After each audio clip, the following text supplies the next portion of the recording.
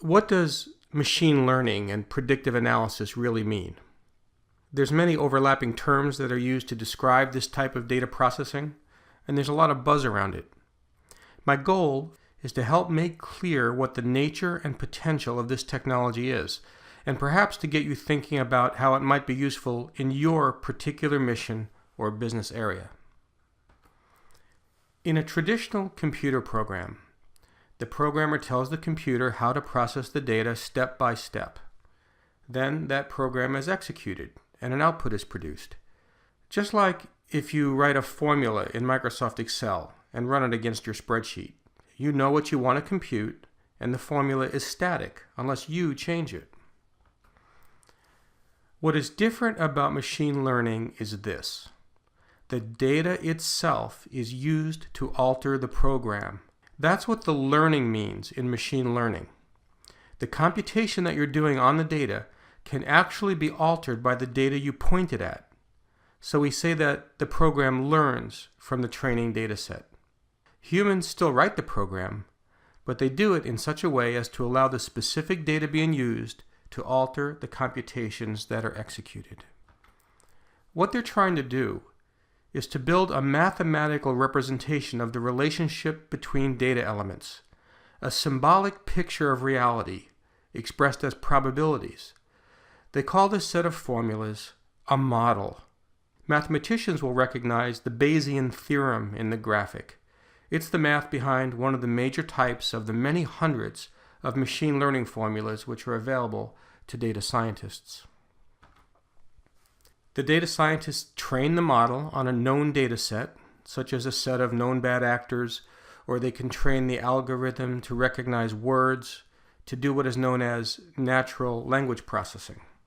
Then they point that trained model at a test data set to see if it correctly characterizes the nature of the observed entities. They evaluate the accuracy of the model by looking at the output in what they call a confusion matrix. They want the model to find the greatest number of true positives and the least number of false positives in the test data, and vice versa.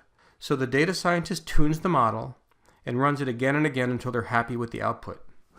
But they also have to be careful not to tune the model too closely to the training data, or it won't find a thing when they use it with real-world data. That's known as the problem of overfitting the model. This is why experienced data scientists are so valuable. There's a subtle art to tuning the model, but not overfitting it. Finally, after tuning, they turn the model loose on the real-world data and hope that it produces insights and actionable knowledge. That's a summary of what the term machine learning really means. There are many different types of machine learning algorithms which can be brought to bear on your data.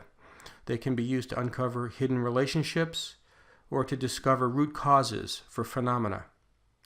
Machine learning can be a tool to help analysts find the non-obvious relationships in data at high speed when time is of the essence, or to derive meaning from big data at a scale that's just not possible without automation. Regression is a type of math that seeks to predict future values from past values.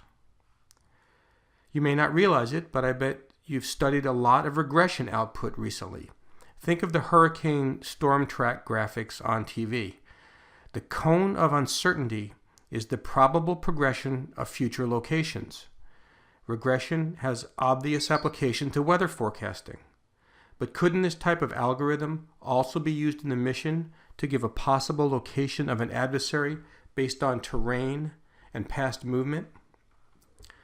Clustering, classification, and association algorithms seek to assemble groups in the data that are most like each other and most different from all the other groups.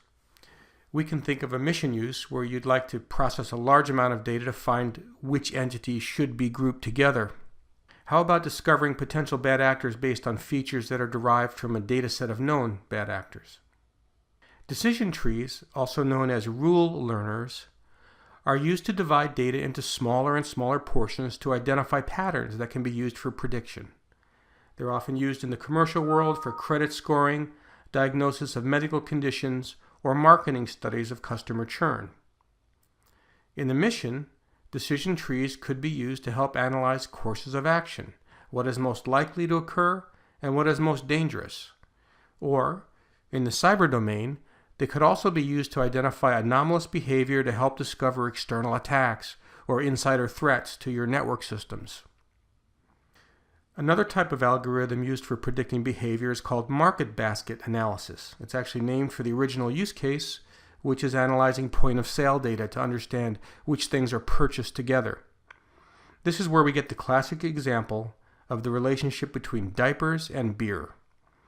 Analysis of sales receipts can tell us that when the wife sends the husband to the store at 11 p.m. to buy diapers, he also buys a six-pack. Therefore, put the beer near the diapers.